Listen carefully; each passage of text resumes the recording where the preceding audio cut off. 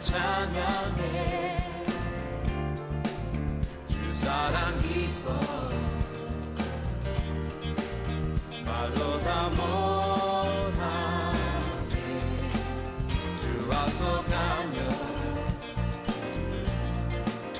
길을 만드시네. 탐욕이란 어떤 특징을 가지고 있을까요? 첫째로 탐욕은 돈에 대하여 통제되지 아니하는 욕망이라고 볼 수 있습니다. 오늘 성경 본문 17절 18절을 우리 같이 한번 읽어볼까요? 17절에서 18절입니다. 시작. 심중에 생각하여 이르되 내가 곡식 쌓아둘 곳이 없으니 어찌할까 하고 또 이르되 내가 이렇게 하리라 내 곡간이 홀고 더 크게 짓고 내 모든 곡식과 물건을 거기 쌓아두리라. 한 부자가 있는데 엄청난 곡식을 수확을 합니다. 그러자 어떻게 합니까? 더 크고 더 넓은 창고와 곡간을 짓는 것, 끊임없이 창고와 곡간을 만족할 줄 모르고 확장하는 것, 이것이 바로 탐욕의 속성입니다. 탐욕에 해당되는 가장 정확한 성경 용어가 바로 오늘 본문 15절에 나오는 탐심을 물릴치라 하시는 주님의 말씀 탐심입니다. 헬라어로는 플레오넥시아라인데 이 성경 주석을 보니 이것의 본래적인 의미는 돈에 대하여 통제되지 아니하는 욕망이라는 것입니다. 목회를 하다 보면요, 제가 개업신방을 많이 하게 됩니다. 개업신방을 가면 제가 두 마디 말을 제일 많이 들어요. 첫 번째 말이, 제일 많이 듣는 말이 뭔지 아십니까? 목사님, 이 사업만 잘 되면 제가 지금은 그러지 못하지만 앞으로 교회를 위해서 많이 헌신하고 목사님도 제가 잘 섬기겠습니다. 그 말에 제가 기대를 할까요, 안 할까요? 근데 이제 이 말 안 믿어요.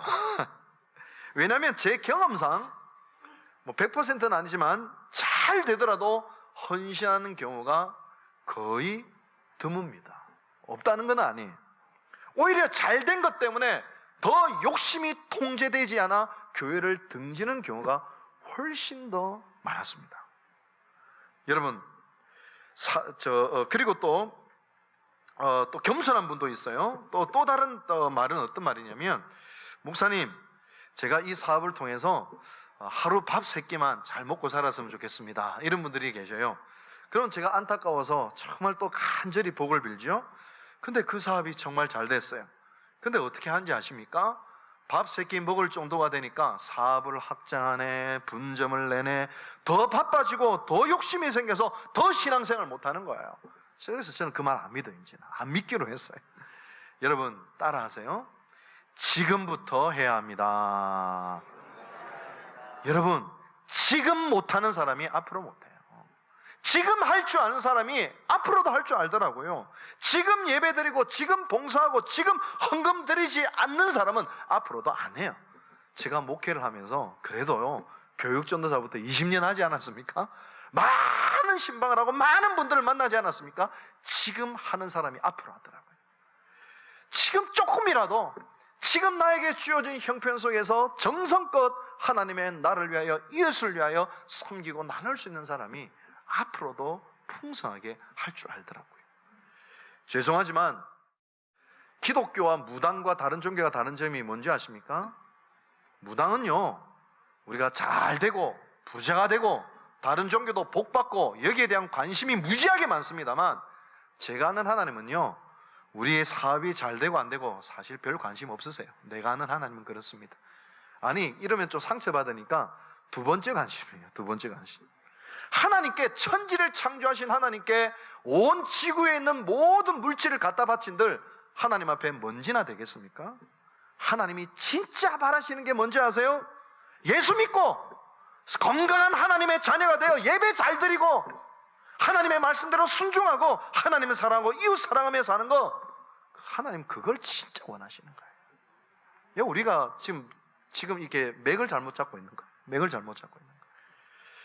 탐욕의 특징은 통제되지 않는 욕망입니다.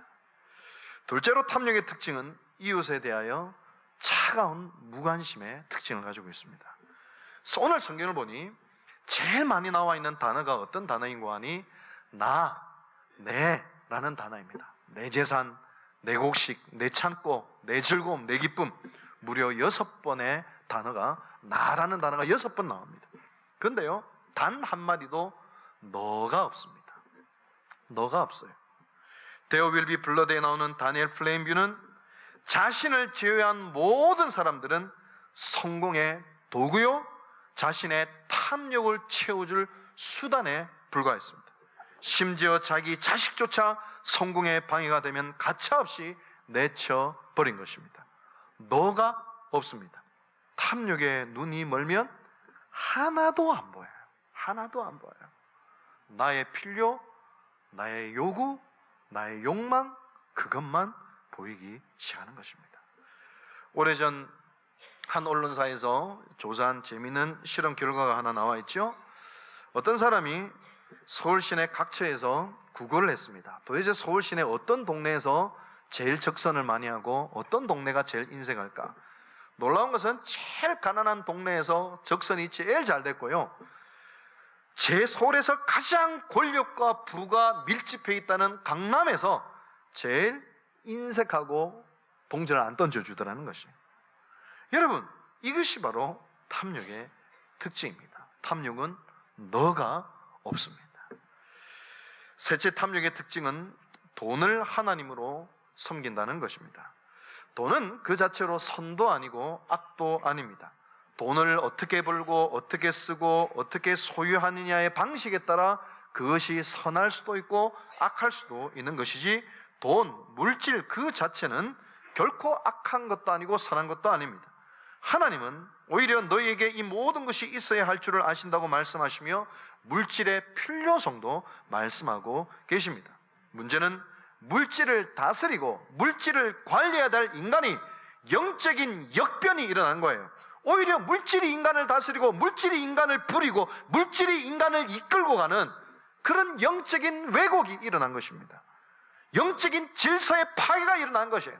하나님은 분명히 이 땅을 다스리고 이 땅을 섬기고 이 땅을 누리고 이 땅의 주인이 되라고 하셨는데, 물질이 인간을 다스리고 물질이 인간을 부리고 물질이 인간의 주인이 되어지는 영적인 질서의 파괴가 오기 시작한 것입니다. 여러분, 물질이 인간을 지배하는 순간 탐욕은 신이 됩니다. 하나님이 되면 우리의 삶 속에 성령의 열매를 맺지만, 물질이 하나님이 되는 순간 탐욕의 열매를 맺습니다. 기원 후 6세기 그레고리우스는 탐욕의 열매를 7가지라 했는데, 배신, 사기, 거짓, 위증, 불안, 폭력, 냉담이라고 하는 7가지 열매를 낳는다고 합니다. 탐욕에 사로잡히면 누구든지 배신할 수 있거든요. 나한테 이득이 되면 사기치고, 나한테 조금 더 손에 뭐가 쥐어지면 거짓을 하고 위증을 할 수 있거든요. 그래서 탐욕에서 이 7가지의 열매들이 발생한다는 것입니다. 그리고 돈이 하나님이 된다는 것은 돈이 하나님 역할을 합니다. 돈을 신뢰하고 돈이 선한 목자가 되고 돈이 푸른 동산, 방초, 종산 좋은 곳으로 인도하게 되고 돈이 평안함과 안정감을 두고 돈이 내 문제를 해결하기 시작합니다. 오늘 본문에 나온 부자도 19절에서 이렇게 말합니다. 또 내가 내 영혼에게 이르되 영혼아, 여러에 쓸 물건을 많이 쌓아두었으니 평안히 쉬고 먹고 마시고 즐거워하자 하리라 하되. 돈이 신이 된 것입니다. 탐욕에 빠진 사람은 교만할 수밖에 없어요. 돈의 힘을 믿어요. 목에 힘이 들어갈 수밖에 없어요. 하나님도 무시합니다. 하나님 없이도 얼마든지 살고 떵떵거릴 수 있기에, 자기의 뜻대로 모든 것을 부릴 수 있기에, 돈의 탐욕에 빠진 사람은 하나님마저도 무시합니다. 감리교의 창시자인 요한 웨슬레는 물욕에 빠지면 하나님이 안 계신 것처럼 보이기 시작한다, 그렇게 이야기를 했어요. 그러나 오늘 보면 20절에 하나님은 이렇게 말씀하십니다. 하나님이 이르시되 어리석은 자여, 오늘 밤에 내 영혼을 도로 찾으리니 그러면 내 준비한 것이 누구의 것이 되겠느냐 하셨으니. 이 땅의 천지의 창조주와 주권자와 주인이 하나님이심을 드러내시겠다는 것입니다. 하나님이 하나님이심을 기억하라는 것입니다. 우리가 어떻게 이 탐욕을 극복할 수 있을까요? 세 가지로 말씀을 드릴 수가 있겠어요. 첫째는 참된 만족과 안정함을 찾으라는 것입니다. 여러분, 이 7가지 대죄의 처음 이 목록을 작성한 기원 후 4세기 애굽의 사막의 수도사들이요, 이 탐욕을 일으키는 근본적인 마음이 2가지가 있다 했어요. 첫째는 미래에 대한 안전에 대한 갈망이에요. 이거 보험도 들어야 되고, 자식들 먹고 살 만한 것도 마련해야 되고, 앞으로 내가 병에 들 것들도 뭐 이렇게 다 준비해야 되고, 노후도 예비해야 되고, 하여튼 미래에 대한 안정에 대한 갈망입니다. 또 하나는 내적인 결핍이에요. 채워도 채워지지 않은 뭔가 내 마음속에 타는 목마름과 영적인 이 허기를 갖다가 무엇으로 채우냐면 탐욕으로 채우는 것이죠. 돈이 나를 지키고, 돈이 나에게 만족을 주고, 돈이 나를 보호하고, 거기서 참된 행복이 온다라고 하는 그 마음에서부터 탐욕에 빠져들기 시작한다는 것입니다. 물론 이 마음이 어느 정도는 이해가 됩니다. 목회를 하다 보면 경제적인 참 절대적인 어려움을 호소하시는 분도 많이 계시고요, 저 역시도 돈이 없다는 것이 얼마나 사람을 비참하게 만드는 것인가를 뼈저리게 경험을 해보았기에 최소한의 의식주와 삶에 대한 보장을 갈망하는 것은 성경에서는 사실 그것을 탐욕이라 말하지 않습니다. 문제는 물질 그 자체가 그의 존재의 방향성이고 목적이요 의미가 될 때 문제가 되는 것입니다. 물질만을 위해 살고, 물질만이 나에게 행복을 주고 만족을 찾으려고 하는 그 마음의 방향성과 지향성과 목적이 문제인 것입니다. 인간은 물질이 필요한 존재이나 물질만으로 살 수 없는 영적인 존재입니다. 인격적인 존재입니다. 인간이 인간다울 수 있는 것은 그 영혼이 하나님과 연결되어지고, 인간의 참된 만족과 의미와 충만함은 오직 창조주 하나님이신 하나님으로부터 온다는 사실을 성경은 누차에 걸쳐서 강조를 하고 있습니다. 전도서 5장 10절은 이렇게 말하지요. 은을 사랑하는 자는 은으로 만족하지 못하고 풍요를 사랑하는 자는 소득으로 만족하지 아니하나니 이것도 헛되도다. 여러분, 우리 울산 삼산교회에서 제일 예수를 잘 믿는 분들의 삶과 그의 얼굴 표정, 모르겠 누가 제일 부자인지 모르겠지만 울산 삼산교회에서 제일 부자인 분, 근데 제일 부자인 분이 제일 예수를 잘 믿으면 그 뭐 말할 필요도 없지만 표정을 한번 비교 한번 해보세요. 여러분들 주변에 제일 돈이 많은 사람들, 그분들의 표정과 여러분들 중에 예수를 제일 잘 믿는 분들의 삶의 만족도와 그 얼굴의 평안함과 기쁨을 한번 보세요. 확연하게 드러나지 않습니까? 실증적으로 드러나지 않습니까? 못 보셨습니까? 여러분, 단테의 신곡에 보면 연옥에서 탐욕의 죄를 참여하는 사람들이 모두 땅바닥에 얼굴을 붙인 채 지냅니다. 왜냐? 세상에 살 때 하늘을 바라보지 않고 땅의 것만 바라보고 살았기 때문에 거기에 대한 벌을 받으며 통회를 하고 있는 모습을 그리고 있는 것이죠. 사랑하는 성도 여러분, 하늘을 보세요. 하나님께로부터 오는 안정과 만족을 소망하세요. 하나님을 갈망하세요. 바로 그럴 때 인간 깊은 곳에 뿌리내린 이 탐욕을 뽑아낼 수가 있는 것입니다. 둘째로 나눔을 실천하라는 것입니다. 나눔은 탐욕을 넘어설 수 있는 위대한 영적인 실천입니다. 여러분, 왜 오늘의 성경의 부자는 왜 나누지 못했을까요? 내 것이라 생각했기 때문이다. 내 노력, 내 힘, 내 능력으로 이 모든 것을 얻은 나의 것이라고 생각을 했기 때문에 그렇습니다. 그러나 그 많은 곡식을 허락해 주신 맑은 날씨와 적절한 비를 주신 하나님은 생각지 않습니다.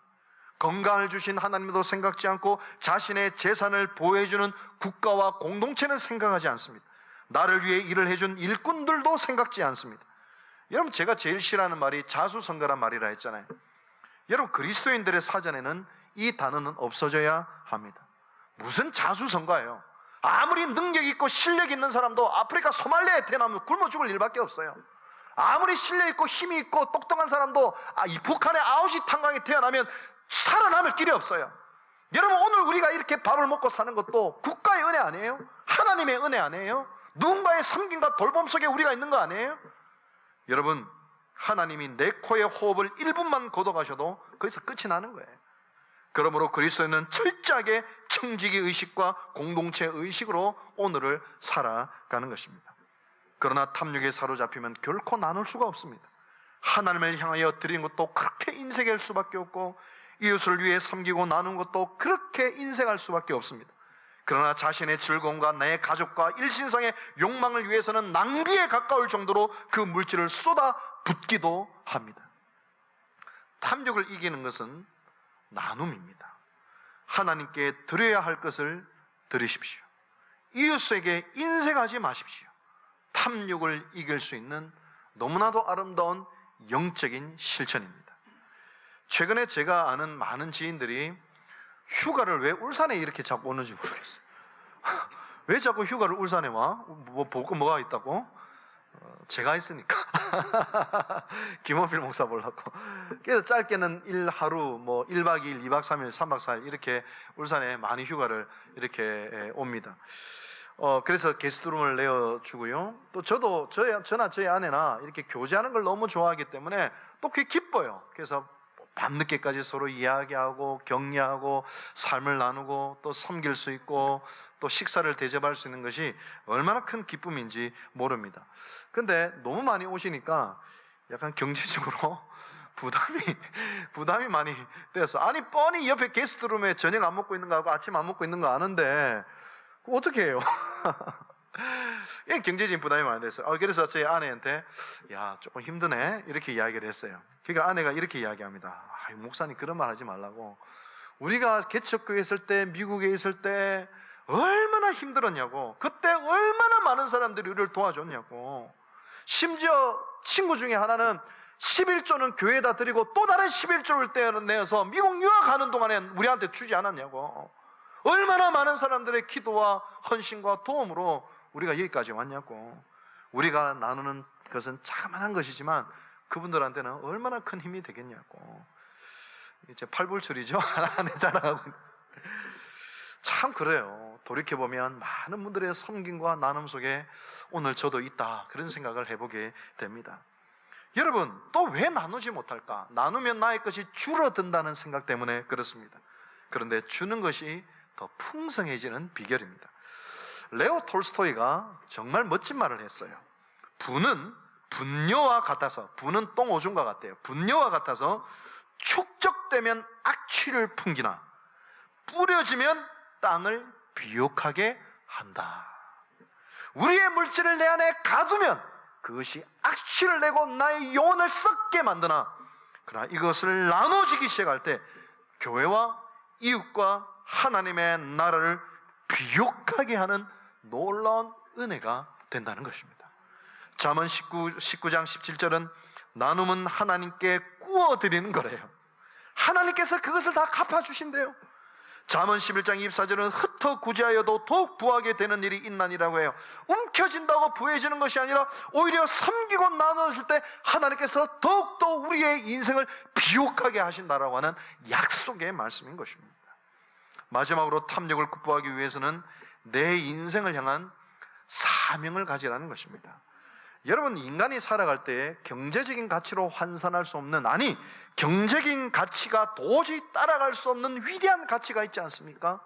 가족 간의 사랑, 친구의 우정, 그리고 이웃 간의 나눔과 교제, 무엇보다도 하나님이 나에게 주신 사명을 감당할 수 있는 것은 돈으로 환산할 수 없는 참된 기쁨과 만족을 주는 가치인 것입니다.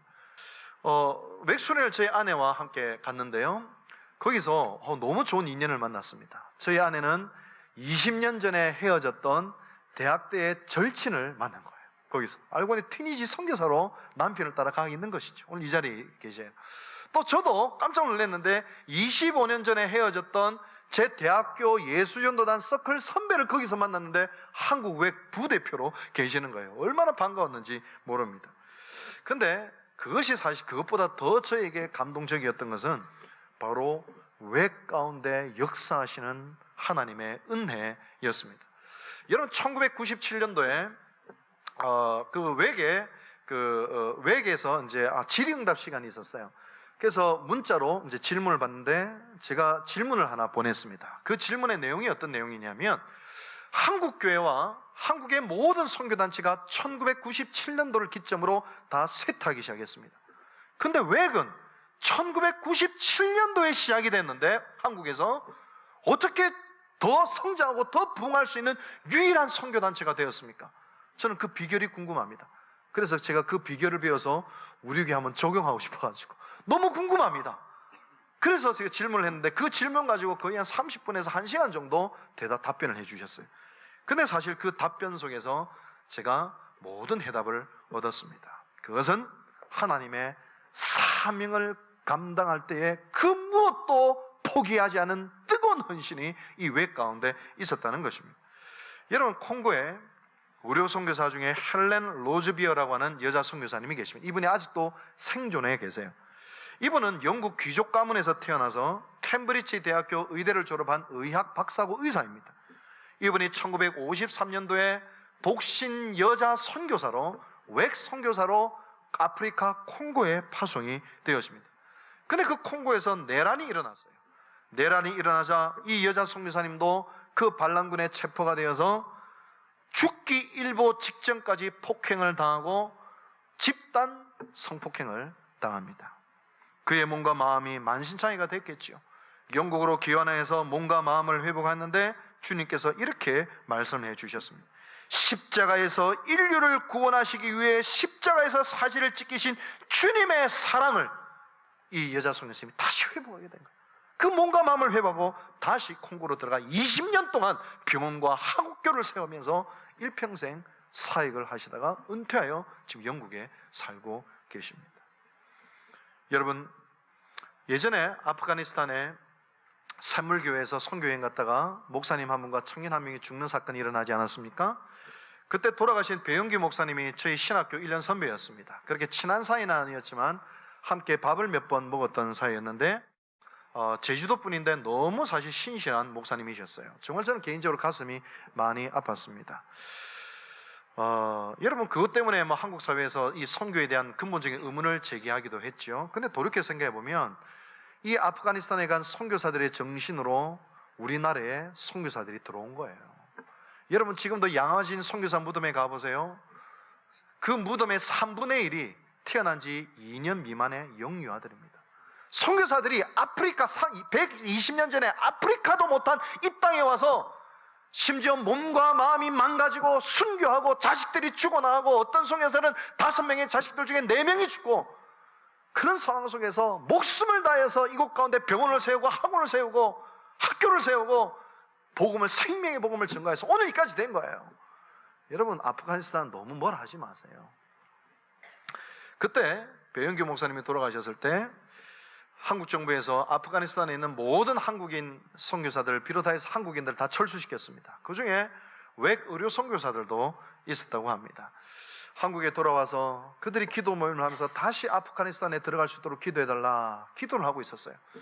그던 차에 아프가니스탄 정부에서 우리 한국 정부에게 공문을 하나 보냅니다. 다른 모든 한국인들은 철수시키더라도 의사들만이라도 좀 보내달라고. 의사들만이라도 보내달라고.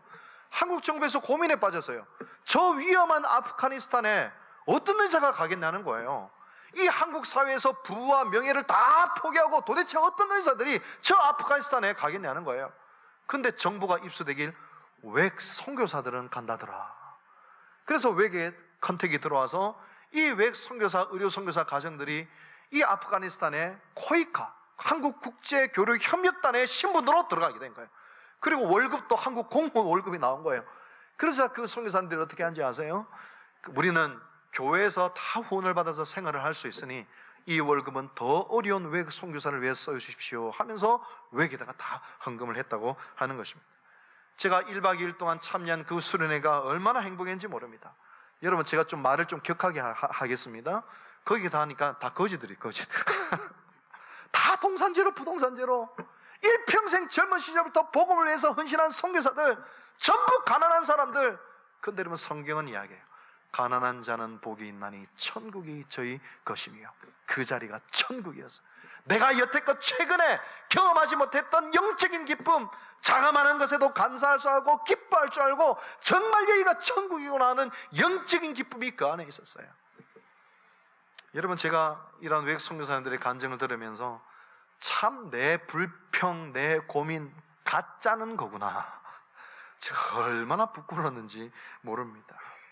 여러분, 탐욕이 인간을 행복하게 하는 것이 아니라 사명이 인간을 행복하게 하는 것입니다. 탐욕이 우리에게 만족을 주는 것이 아니라 하나님이 우리에게 만족을 주십니다.